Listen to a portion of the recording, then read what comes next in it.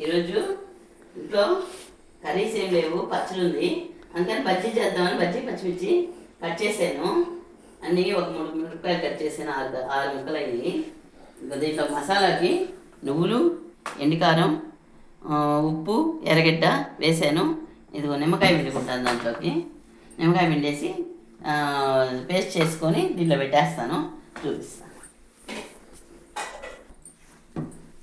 ఇంకా పేస్ట్ అయితే వేసేసుకున్నాను. ఇప్పుడు బజ్జీలకి అప్లై చేసేసుకున్నాం. ఏం కారం ఉండదు, కానీ చేస్తే ఇంకొంచెం బాగుంటుంది అనమాట. ఇంట్లో ఏం లేదు కాబట్టి ఉప్పు, కారము, నిమ్మకాయ రసం ఉన్నాయి కాబట్టి పుల్ల పుల్లగా కారకారంగా ఉంటుంది.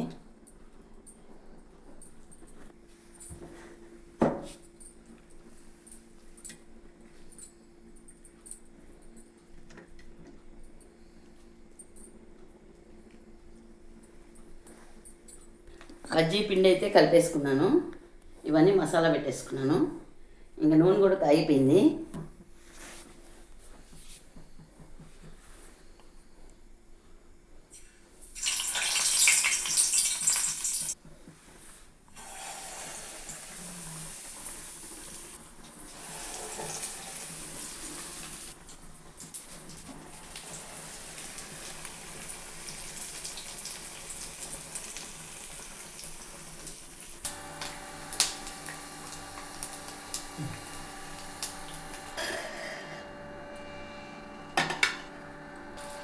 బజ్జీ వేసేసాను పచ్చిమిరపకాయలు, మిగతా పిండి బోండా వేస్తాను. ఈ బోండాలు నంచుకోవడానికి చాలా బాగుంటాయి. ఇంట్లో పచ్చిమిరపకాయ, ఎర్రగడ్డ వేసాను.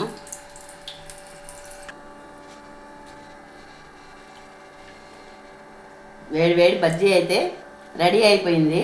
ఇంకా తినడమే. ఇది తినేసేసి కొంచెం రైస్ తినేసి పడుకునేస్తాం అన్నమాట. ఈ నైట్ ఇదే మాకు చాలా బాగుంటాయి. వేడిగా వేసుకొని తినాలైతే, చల్లగా మాత్రం బాగుండవు. ఇవైతే వేడిగా తినేస్తాము. ఇప్పుడు మీరు కూడా ఇలాగే వేడిగా చేసుకొని తినండి. నచ్చితే ఒక లైక్.